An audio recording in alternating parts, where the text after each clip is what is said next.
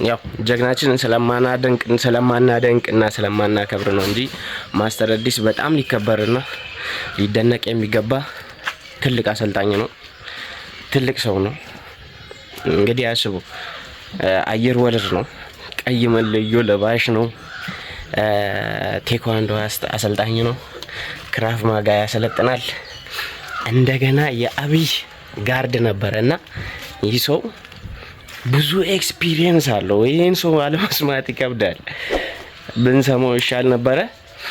ብቻ አሪፍ ነው። በዚህ ውድድር ምን አየ ብትሉኝ ኤክስፒሪየንስ ከሞቲቬሽን እንደሚበልጥ ነው። ምክንያቱም ጆኒ በቀን ከ10 ሰው ከ20 ሰው ጋር ነው እየታገለ የሚውለው። ንቃተ ህሊና ስፖርት ይሰራል፣ ከባድ ነገሮችን ሊያነሳ ይችላል። ግን ውድድር ልምድ አለው ወይ፣ ከዚህ በፊት ተፋልሞ ያውቃል ወይ የሚለውን ነገር አላሰብንም። አብዛኞቹ ደጋፊዎች ንቃተ ህሊናን የምናደንቅበት መንገድ ትክክል አይደለም። ንቃተ ህሊና ድፍረት አለው፣ ወንድ ነው፣ ወኔ ያለው። ግን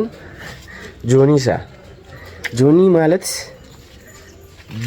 የ100 ሺህ ብር ቻሌንጅ ብሎ በቀን ውስጥ ከ30 እና ከ40 ሰው ጋር እየታገለ የሚውል ሰው፣ ሌላ ስራ የማይሰራ ሰው አስቡ። ስራዬ ብሎ ትግልና ድብድብ ብቻ ስራዬ ብሎ የሚሰራ ሰው፣ አንድ ሰው ከመሬት ተነስቶ ሞራል ስለኖረው ብቻ ኮንፊደንስ ስለኖረው ብቻ የውድድር ኤክስፒሪየንስ ሳይኖረው ያሸንፋል ማለት የማይመስል ነገር ነው። ምክንያቱም ሞቲቬሽን ወጣቱን ለማነቃቃት ይጠቅማል። ወጣቱ በጣም ተነቃቅቷል፣ እርግጠኛ ነኝ በሱ። ከዛ በተረፈ ግን እንደ ውድድር ስናየው በውድድር ዓለም የሚያሸንፈው ልምድ ያለው ሰው፣ ቴክኒክ ያለው ሰው፣ በተለይ ቴክኒክ እና ልምድ በጣም የሚለያዩ ጉዳዮች ናቸውና ቴክኒክ ያለው ሰው እንደሚያሸንፍ ግልጽ ነው። ያው ውድድሩ ላይ አይተነዋል። ሞቲቬሽን ቫይስ ኤክስፒሪየንስ ማለት ይሄ ነው። እቺን ቪዲዮ አብረን እናያትና ከዛ ምን እንደሚመስል አብረን ነው።